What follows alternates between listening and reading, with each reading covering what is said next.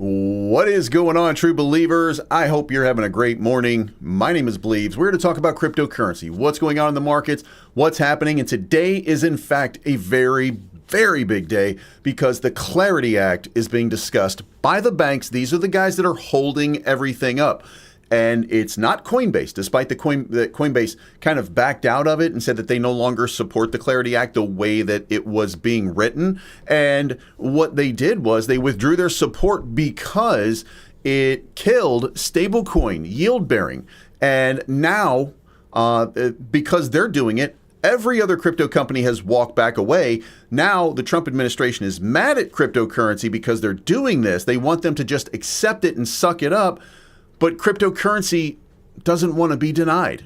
So the Trump administration is meeting today with banks to try to come up with some kind of resolution. I'm going to talk to you about all of the pieces that we're looking at, the reasons that we're being held up, what could happen going forward, and I got a surprise for you. If you are bearish, it's okay to be bearish. It's okay to be bearish. But something just happened in market analytics that might throw a monkey wrench in your bearish momentum. We'll see whether it happens or not. Remember, this is not financial advice, but I'm always right.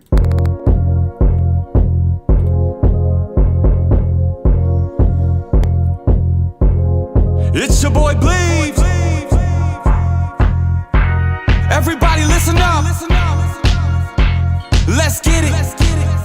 I'm trying to put money in your pocket, that crypto wallet, that bing bada bing ching ching big profit. Even when the market's sideways, I'm looking for ways to get paid. I'm checking my coins around breakfast, then again around bedtime. Bet this, it's not financial advice, but I'm always right. I'm always right. I'm always right. I'm always right. I'm always right. I'm always right. I'm always right. I'm always right. I'm always right. I'm always right. I'm always right.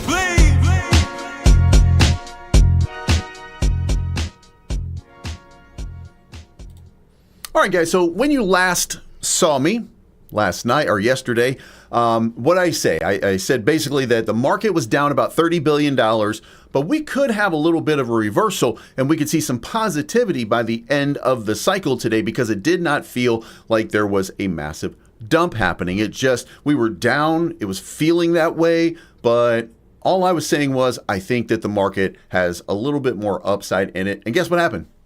Green candle on the day before it was all said and done. And we had a wild swing, by the way. And I said that there were some levels of confidence that we needed to get to. And we didn't get to those levels, but we did have a positive and minted a green candle for the day. Now, the question at that point, oh, and by the way, let me rephrase it. We didn't mint a green candle. We minted a doji candle.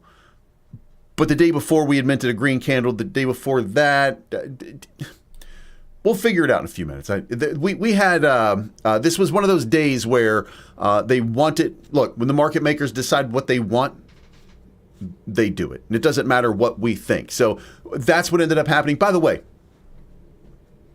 how about a Chicago Bears Bleeves crypto shirt? How about that? All right.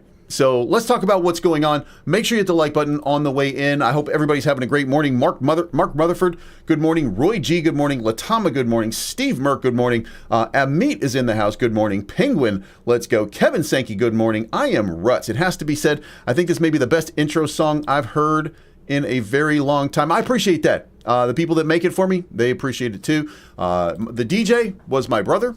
And the singer was Demaree, also known as Ipcus Pinecone from the Hillbillies. That is a rap rock country banjo band from Louisville, Kentucky. They did a lot of metal songs, which is kind of how I discovered them.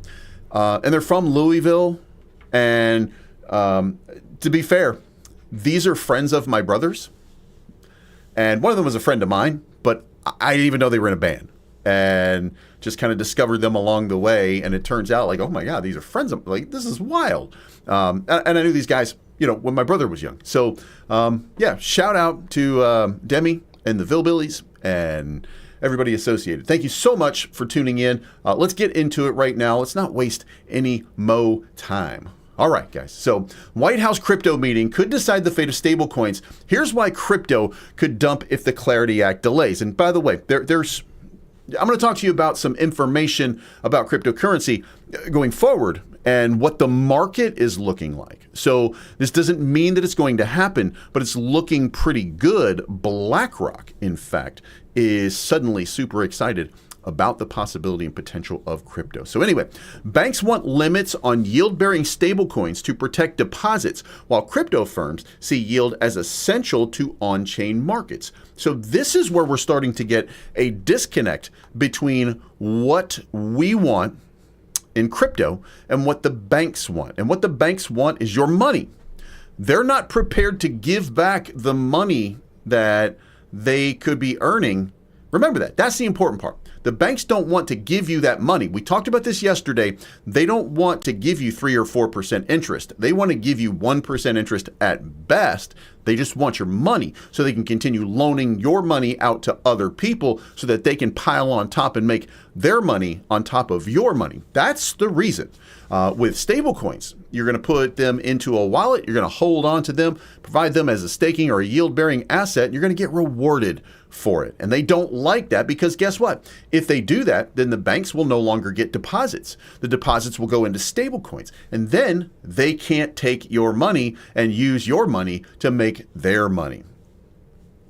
Postponing the Clarity Act prolongs regulation by enforcement and weakens confidence among institutional investors. Failure to reach a new deal now risks deferring crypto legislation to the next Congress, potentially delaying clarity by years. Any regulatory threat to stablecoin business model can ripple across DeFi exchanges and token markets. A high-stakes White House meeting on February 10 could decide the future of stablecoins in the United States and, by extension, have a profound impact on the wider crypto market. The meeting aims to break a deadlock over the Clarity Act.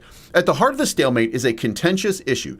Should stablecoin issuers or platforms be allowed to pay interest on stablecoin deposits? The outcome of this debate may determine whether stablecoins become viable high-yield alternatives to bank accounts or remain tightly constrained payment tokens. This is where the quote-unquote rubber hits the road.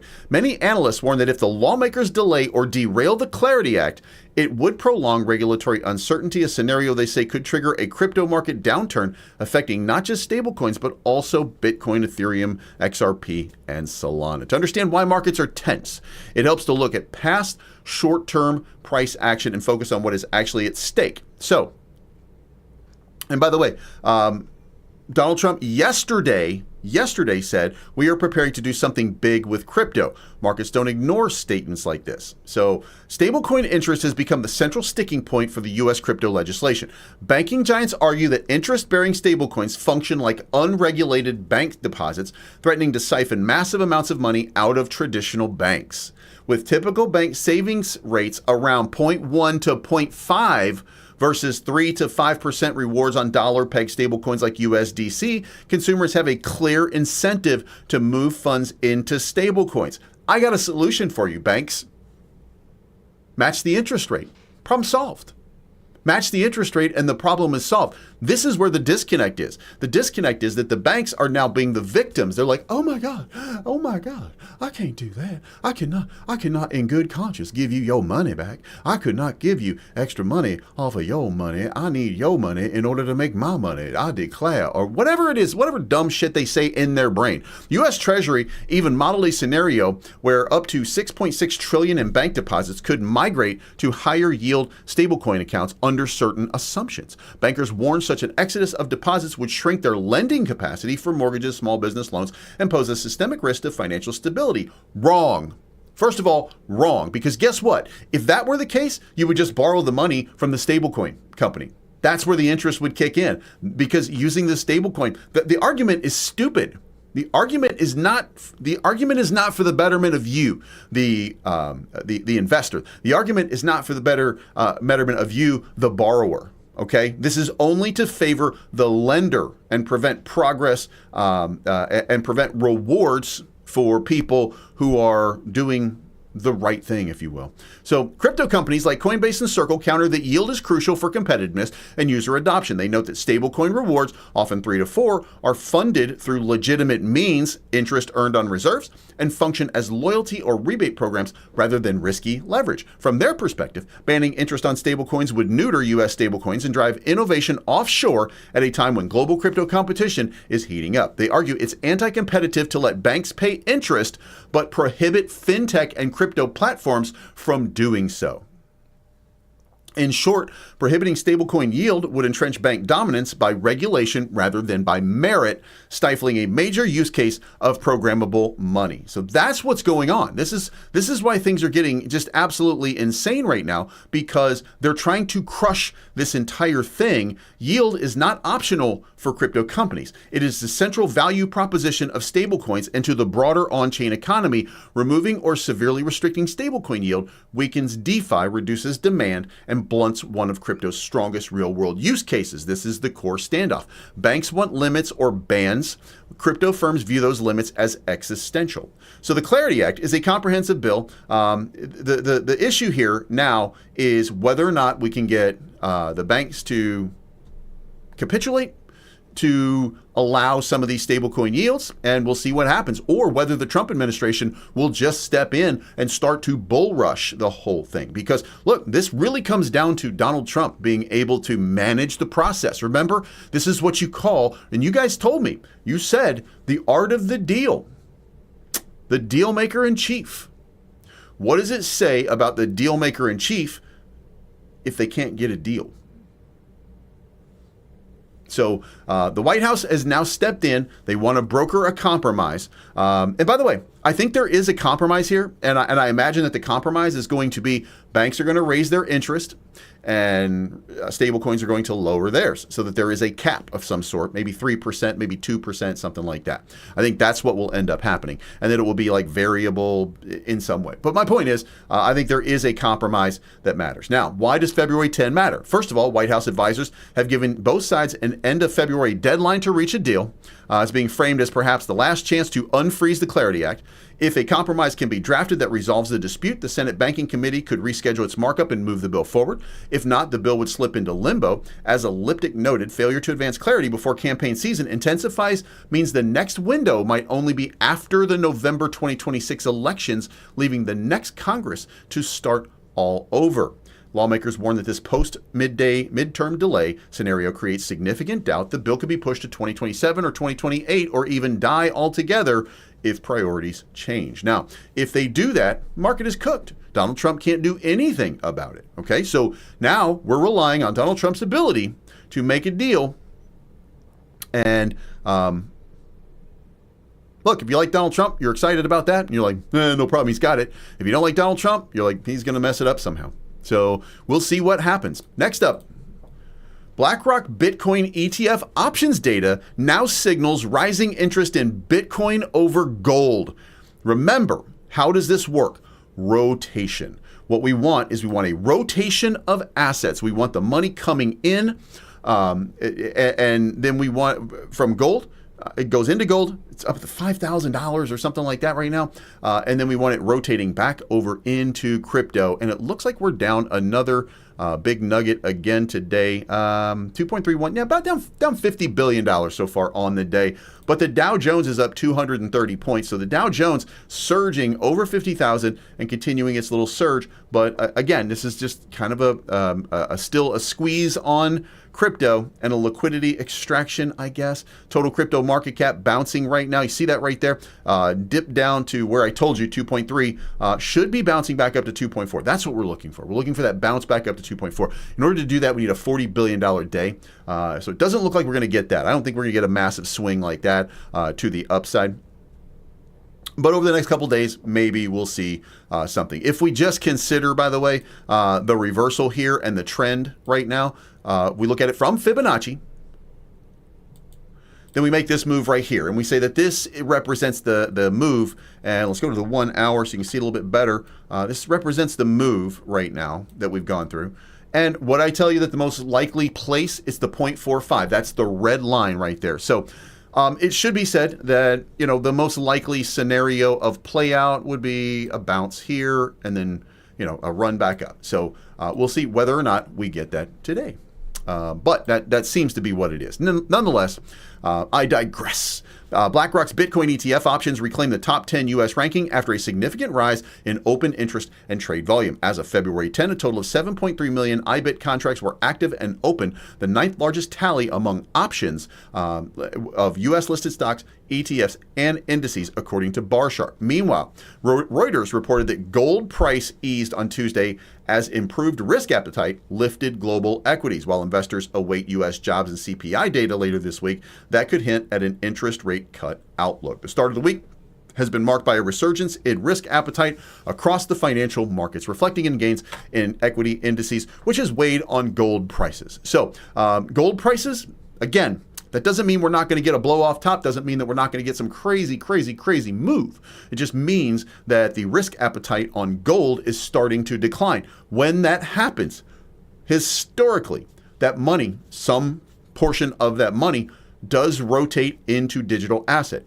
That means that get ready, because there could be a very nice pump that we see in the crypto market coming up very, very soon. Now, the question would be, is this the end of our bear trend that we're in right now? And the answer to that is going to be a lot more complicated. It's going to take a lot of capital to make something like that happen, to be honest. I don't know that we are in that spot. Going back to the daily, I don't see any reason right now to be excited. There's nothing really on a chart that tells me that we are in a great space or a great spot right now. Nothing on this chart says bullish breakout. If you zoom out just a little bit and you look at what's been happening, you look at a dump, stair step, dump, stair step, dump, stair step.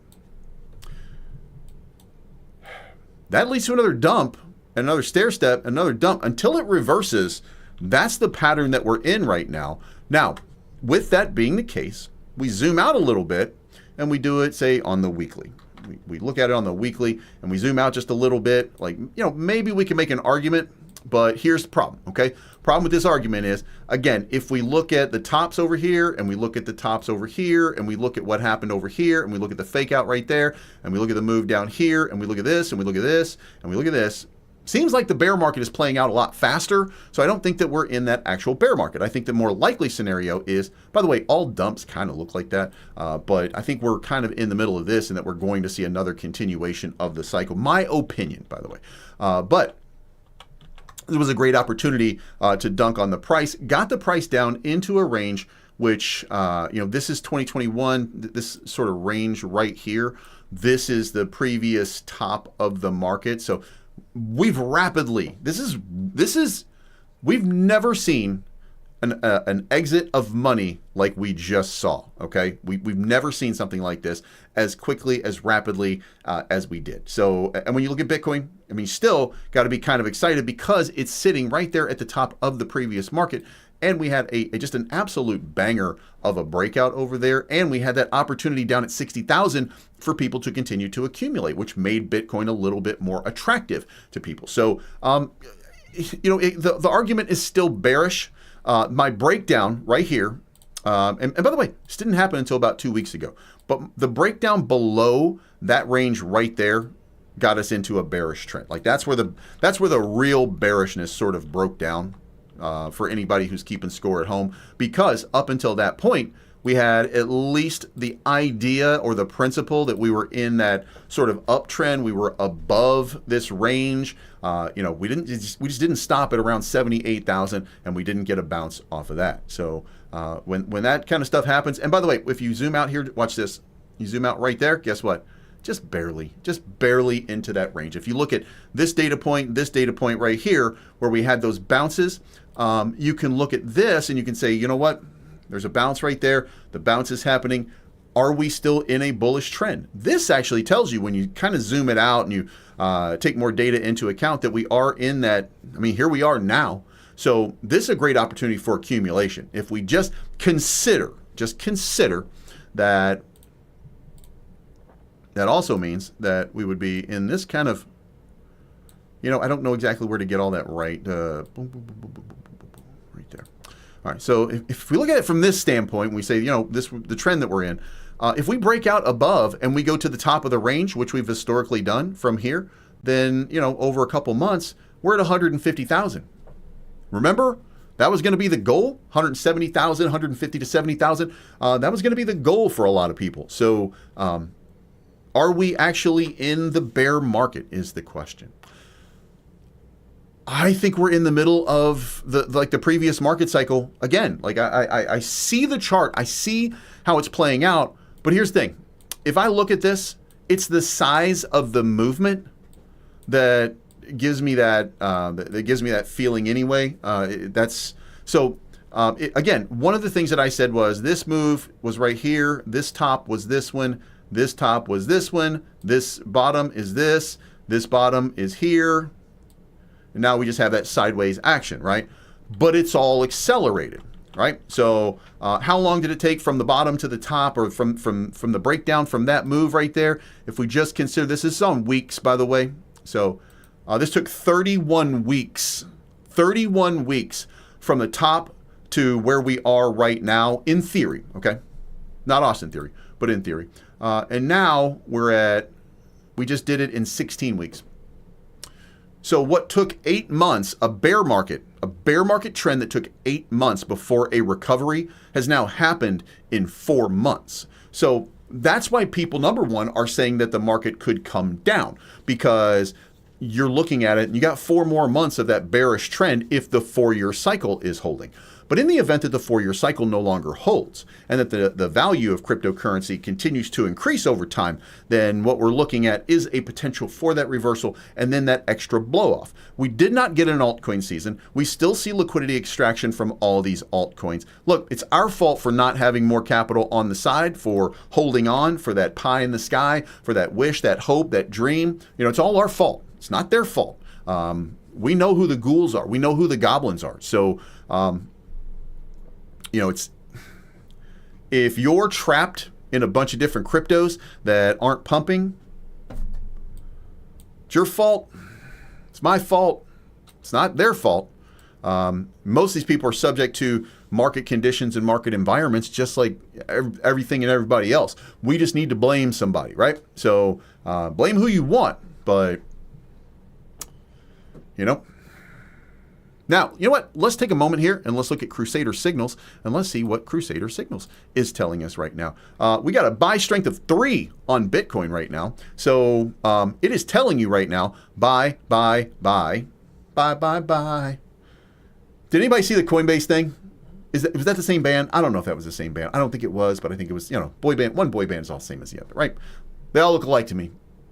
Anyway, so we got buy strength 3 here.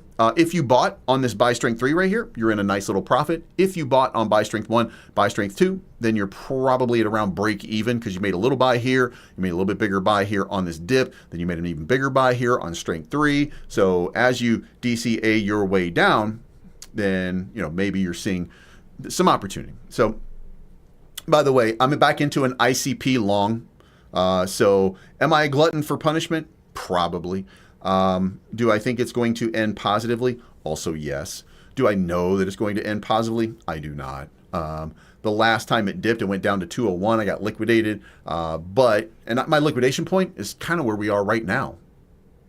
Right? That was my liquidation point before, because I'd started accumulating a little over $3 on ICP. So now I'm into ICP at like $2.35 on average. So $2.35.5. So I am slightly, in the smallest way, up in the last couple of hours. And again, buy strength is right there. So, we've got buy strength signals. They're flashing on the market, telling us that we need to start accumulating some ICP. So, we'll see what happens.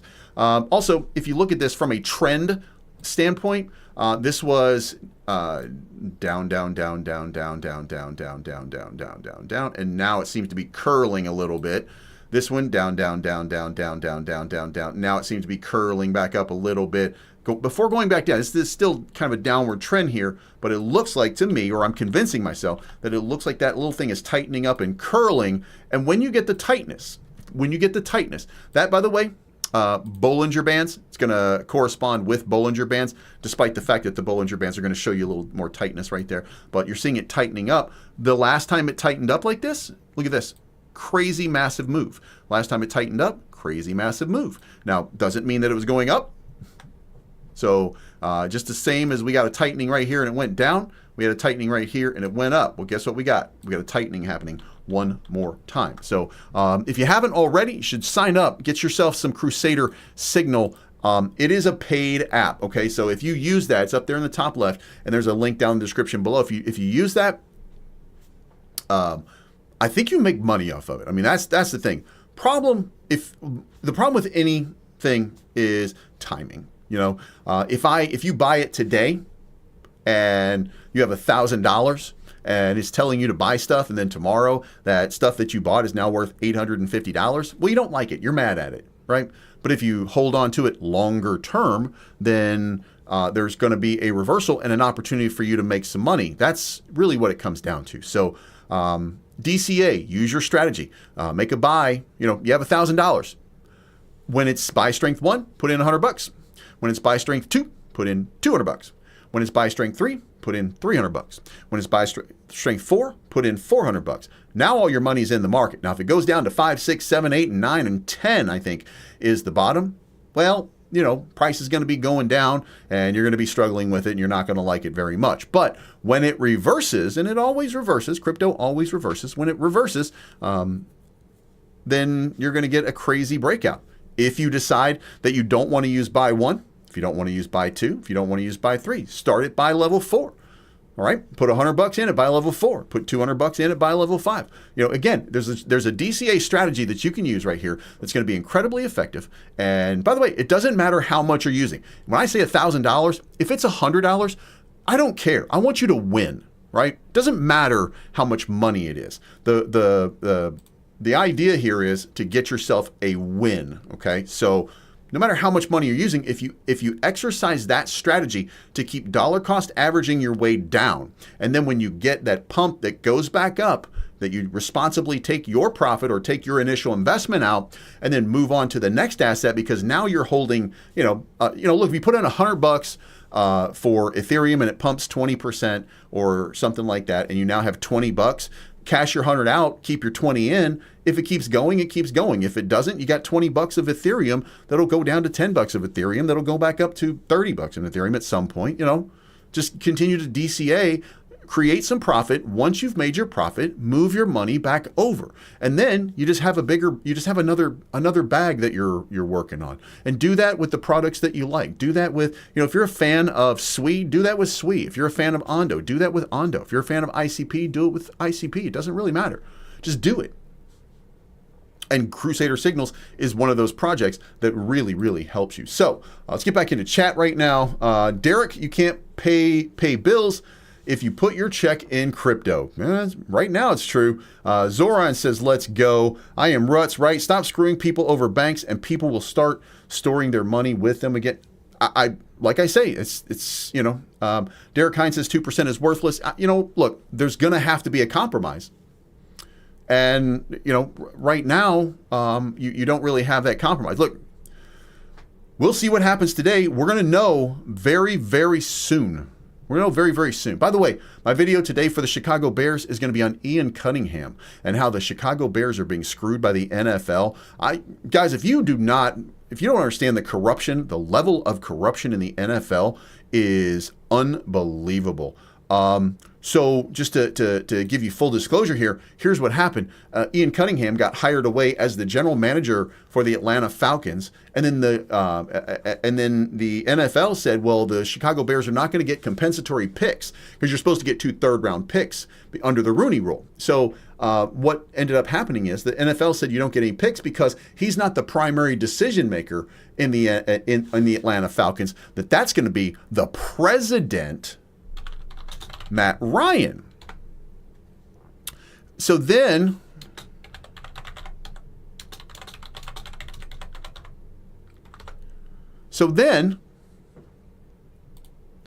this happens.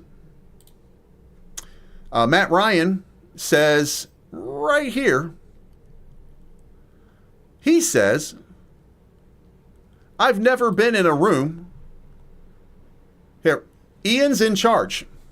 Ian's in charge of free agency in the NFL draft. I'm looking forward to learning about this. I said it the other day in Ian's presser. I've never sat in a draft meeting. Monday is going to be the first time I'm sitting in a draft meeting. So I've got a lot to learn, sitting, observing, being a fly on the wall. So the decision maker, Matt Ryan, doesn't make any decisions. Ian Cunningham, the decision maker, makes the decisions. The Chicago Bears are getting screwed because the NFL says, well, Ian Cunningham's not the decision maker. Think that through. So anyway, it's going to be about that today.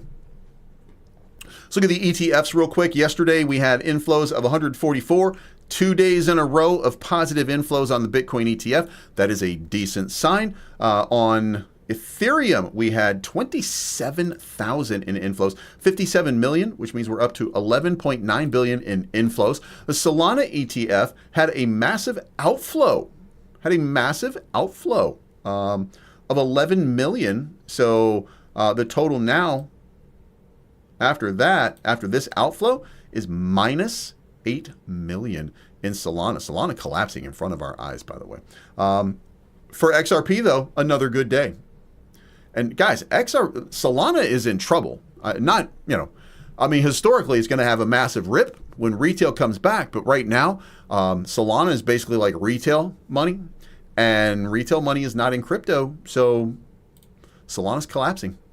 And that's probably part of the reason why the Fear and Greed Index still sitting in the single digit area. At 6 a couple days ago, that was almost a historical low. What's the historical low on Bitcoin Fear and Greed Index? Let's X. All right, we Xing. February of 2026, the index plummeted to 5, a level indicating maximum. Previous historic lows, June 2022, historically the extreme lows below 10, often served as a contrarian indicator, marking a bottom or capitulation before reversal. It is a record low. Okay, so it is a record low.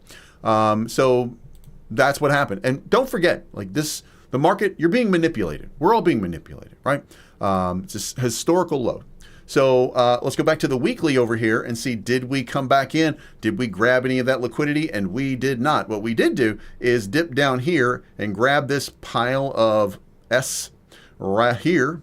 That looks like in the last couple of hours, we went down and got that, which is the dip that we had today.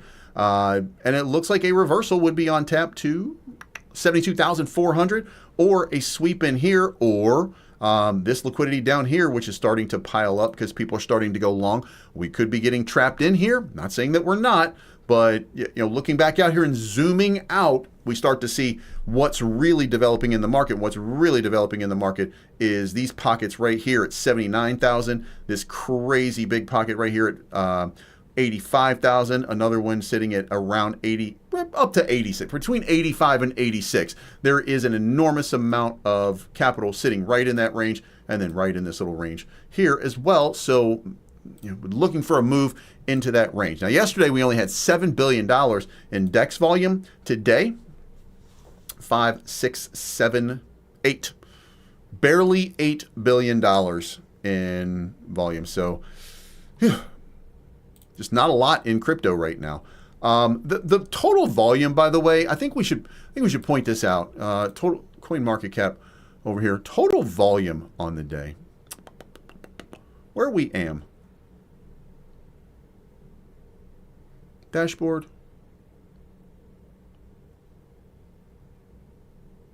Market cap. You know what? Son of a bitch. 24-hour volume is 123 billion. So that's a good number, by the way. That's not a bad number. So when we're at 123 billion on the day, we actually got a lot of trade volume going. So by the way, ICP is starting to spike a little bit. Market's down 30 billion. We've gained back $20 billion. Like I said, this could be a good day by the end of it. I don't think it's going to be a hugely profitable day. But this market wants to reverse. This market doesn't want to continue dumping. We're 37 minutes into Jane Street, and we're still not dumping catastrophically. So, by the way, that doesn't mean that doesn't mean that we're out of the woods yet. Doesn't mean that we're bullish again. Just means that the ghouls, the goblins that are doing this against us all the time, this just means that they're not dumping catastrophically. They're probably waiting for the market to pump a little bit before they start dumping a little bit to extract as much liquidity as they can from the market. Now, to the rest of it, gold is down 1% on the day. Silver is down about 2% on the day. Looking at it from this longer term over here, looks, I mean, no, this is the breakdown. If we look at it again from the pivot, which looks to me like right there, from the pivot, we went down to the 786 on silver. Now we're making our way back up to the 236, which is at 104. We come up here, most likely 236, and then we break down even further, and that's where you get gold, silver probably settling for a little while right there at around $50. All right, so probably time to short silver when it gets to 104. When it goes over 100 again, it's probably time to short silver. But who knows? Who knows? Because, I mean, we've said the same thing multiple times about gold, and look at what gold's been doing. And gold's been bouncing, by the way, strongly off of each time it has a correction. And this one was a tiny little correction. This was much more significant, which really indicates that the rally is probably over for gold, or at least it's going to start to decline a little bit. We're going to get back into this range right here at worst, I think. Zooming out, looking at this from a long-term impulse move scenario, Jesus, that's just going crazy, right? Like, we can agree that that's just absolute insanity. Shout out to gold. Shout out to gold. So we'll see what happens. We'll see if that rotation actually occurs, and if it does, then we'll finally get that altcoin season that we've all been just kind of waiting for. And look, I don't really, all I want to see is everybody here making a nice 10x gain, or one crypto out of nowhere just pops for 100x. You know what I mean? Like just a nice big pop. And speaking of that, today I got a video coming out on Definity where I'm going at the Cardano crowd to explain to the Cardano crowd if I get a little traction on it. So, and by the way, I do have a hype button now. So if you want to help me, I think the best way for you to help me right now is to hit the hype button. If you have that available on your phone or on your PC, hit hype, because that seems to be the one that helps the most for trending. Because if you guys take the time and hit that button, then YouTube recognizes it and it pushes me up in the algorithm a little bit more. And then if I have a good video, like for example today, but I'm learning YouTube as I go here. I know what you're saying right now. How do you not know YouTube after 4 or 5 years? Because I'm a dummy, I guess. But anyway, from what I understand, the hype video pushes me up in more algorithms. And if you guys push me up in a hype video, like for this one today, and I get a little bit of traction with it, and it starts to move just a tiny bit more, then it's going to consider my next video to be more important because you guys are hyping this one. And then it's going to give me extra street cred for the next video. So then that allows me to grow. And you get 3 hypes a week. So don't waste your hypes on anybody else. Just this guy. Just this guy. All right. So anyway, Definity. I made the video on Definity today for Cardano, and just to kind of explain that, this is a weird opportunity, I think, for an undiscovered crypto that I'm not making any promises of huge profit or anything like that. I'm just saying that just seems to me like Definity is lined up for an easy 10x. It's sitting at 1.7 million market cap, 17 million, 20 million market cap for the payment services provider for the Midnight blockchain, and maybe one day Cardano if it comes down to it. That seems like an opportune moment. So when the timing is right, and when Definity really gets discovered by the Cardano and Midnight masses, man, I got a feeling this thing is going to rip. Okay. But again, I think an easy 10x right there basically validates what I say, be 12x to get to 20 million market cap. But that seems reasonable to me. That seems reasonable to me that this will be discovered and something like that's going to happen. Okay. So I'm not promising anything, but For Dev, there's tomorrow there's going to be a release by Tom where he gives an update on the state of affairs and stuff like that and what's going on in the dev ecosystem and Fias. So you guys will know, and Fias is pumping 10% more today. So look, if you got in where I said get in, which was at that 0.008 the other day, you're up 50% right now. I thought it would run a little bit faster, by the way. I thought we'd get a couple of these days in a row, but the market just really hasn't been conducive to risk appetite. So, it's taking a little bit longer, but it's still doing what I told you it was going to do. And my point to this is, if you put $1,000 in at 0.008, right? Right now, your $1,000 is $1,500. If you were to take your $1,000 out today, you still have $500 in Fias right now in your wallet at 1 cent. What's going to happen if it goes to 10 cents? Your $500 is going to be $5,000. You see what I'm saying? Like, it's easy. It's easy. All you have to do is try. You know what I mean? So get yourself a little bit of Fias. I think this is ultimately going to be a nice little run over the next couple days. I think, we'll get a good move. So anyway, where am I at on Bitcoin? Let's talk about it. Let's talk about it. By the way, if you're watching WWE and I don't understand half the things Trick Williams says, let's talk about it. I don't like that guy. But he's very talented as an entertainer. Very talented guy. Anyway, so Bitcoin down at the bottom of this range. So again, I suspect that we're going to have a move up here into the 72,000 region, with 74 being the ultimate move. And then after we get to that 74,000, which is a break back above this previous low, right? We get back into this range right here. If we can do that, then we got an opportunity to get bullish one more time. So that's what we're looking for right now. Ethereum.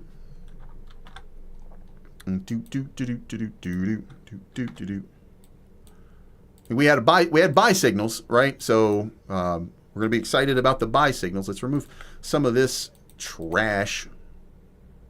Muchas trashiest. All right. So from here, I don't know that we're, just kind of parallel channel. Let's just say from here to here to here. That seems to be kind of the range right now. We're at the bottom of the range. So if you want to get a bag of Ethereum, no guarantees it's not going to go lower, but logically speaking, it's bounced at the bottom of the channel. So move back up to the top of the channel at 2100 is the most likely outcome. So, good scalp, good potential scalp. It's only about 5% on it. But again, for $1,000, you'll make $50 in a couple of hours. For $10,000, you make $500 in a couple of hours. If it does what it's supposed to do. So there's options. Solana, whoo, guys, I can't even. Solana is just. Look at that. You want to tell me bear market? Okay, you know what I mean. I will believe it on Solana. Solana is not looking good at all. Remember that generational bottom that led to that crazy move? That's coming again. Solana's not done. Solana is probably going to have an absolute crazy breakout. But boy, it looks scary right now. So XRP at $1.40 is not finished its move. This is going to be concerning. This is one of those things where you kind of look at it and you're like, yikes. And that is, we've had this move. It came down, so we got the full move. And what we're looking for is a break back into one of these two ranges. We're looking for a break into this 0.5 to 0.618, or a full move all the way to that 0.786, which is at the somewhere between $1.76 and $2.14. But we're not seeing that. On the daily, we're just seeing some sideways action towards the bottom of the chart. And that's not a great sign. That's a lack of enthusiasm from investors, by the way. What you should see from investors is you see a massive dip and you see a buyback opportunity, which takes you into this range. And if people are excited about it, then you get this breakout, right? Well, we're not getting either one of those. So Still a little bit nervous about XRP. Still looking for that value range. You know, it is what it is, I guess. Same thing with Chainlink, just not getting that break back into the range right there after we saw the breakdown. Same thing with Tau, not getting a break back above after that breakdown. And by the way, when you look at it, again, Fibonacci taking me from here to the bottom. I would expect to see a break above. I would expect to see a break back into 220 to 267. And all we're seeing is sideways sort of liquidity extraction. Liquidity extraction from market makers is basically what we're getting. I mean, that's the only way to look at it. ICP, kind of same thing. Avalanche, same thing. Trump, again, I think Trump's going to be the first one to go to 100 billion market cap as meme coins go, because eventually Trump will get this stuff done. By the way, here's my Trump koozie. Here's my other Trump koozie, in case you guys were wondering. $3.31 though, doesn't feel good. Doesn't feel good right now. Near protocol is now under $1. I mean, zoom out here, and Near protocol, one of the 3 largest AI protocols. This is what you call a generational buy opportunity. Okay, this is what I'm talking about when you get these. Like, this is the last time was over here in 2024. It was at 99 cents. From 99 cents in, let's see how long it took here. In 144 days, Near protocol went from 99 cents to $9. That is significant, all right? That is a significant move. And if we look at it from, what was the value here? 8x. So a nice little 8x off of Near protocol in 144 days. Could that happen again is the question. And if you look at it from the standpoint of the trend, which is your friend, even if it breaks back up and goes up here and touches again at around $7, still close to a 7x. Still close to a 7x. And it could happen just like that. You know what I mean? This was a secondary pump, right? We had this nice big pump over here going up to like $4.50. Then we had the breakdown coming down to 2.5. Then we had the break back above. So, you know, same thing will happen. We're just waiting for the market to do it. So it's an opportunity right there. All right, so you destroyed me with that Tau shit. Tau is still the #1 AI crypto. I don't know how I destroy people. Fias and Dev, I've never seen a hype button. Maybe I need to update this junk. I don't know what it is. Any chance you could ask Tom about Definity Markets joining Dev? Would love an update on this. Maybe. 10x is below what everything dropped in the past year. XRP will hit 1,000 by 2030. I'm not sure about that. $25, maybe even $50, maybe. But there's a point where abundance. There's a point where the notional valuation of a project has to stop just because the market doesn't bear what you might think is the value. Highest value.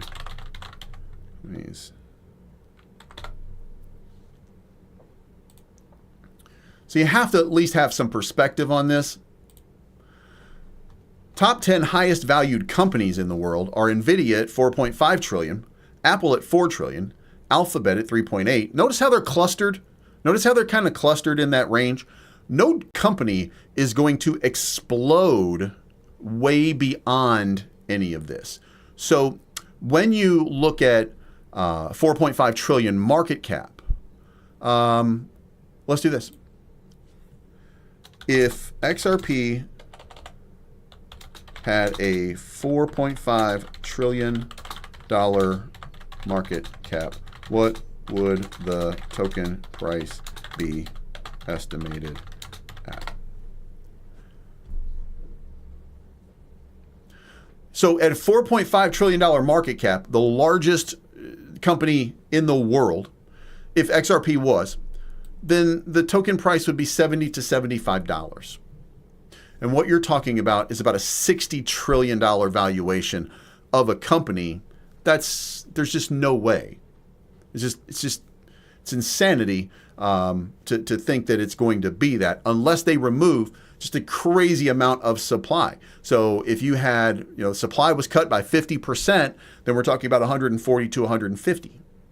So we're still 8x away from any kind of, there's just $1,000 that's insanity. There's just no way financially. The money doesn't exist in the system for that.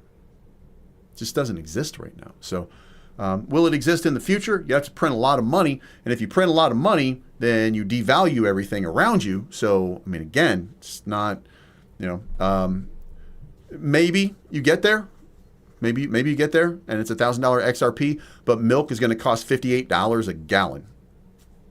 That's how much money would have to be printed. 10 over. $3.99.40. Yeah, about $60 for a gallon of milk. 60 USD for a gallon of milk if we wanted a valuation in that range. There's just no possible way for that to happen. You know what I mean? But accumulate, get into that look, there's opportunity right there. Okay, it's $1.40 right now. $25 seems like a slam dunk to me. So, we'll see what happens. Anyway, that's it. That's the show. Thank you so much for tuning in. Again, if you have the hype button there, make sure you hit the hype button. If you don't, hit that like button. I'm going to end the show right now. Leave a comment after we leave here. If you want to help me, one of the greatest ways that you can do that is leave a comment down below, letting me know that you watched, and answer this question. What is your favorite cryptocurrency? Put the cash tag for your favorite cryptocurrency in the comment section down below. It's not financial advice.